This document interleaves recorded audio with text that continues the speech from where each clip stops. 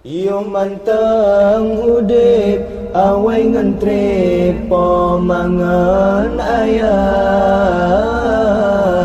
wajib tak apa tabri nafkah menyoka Tuhan,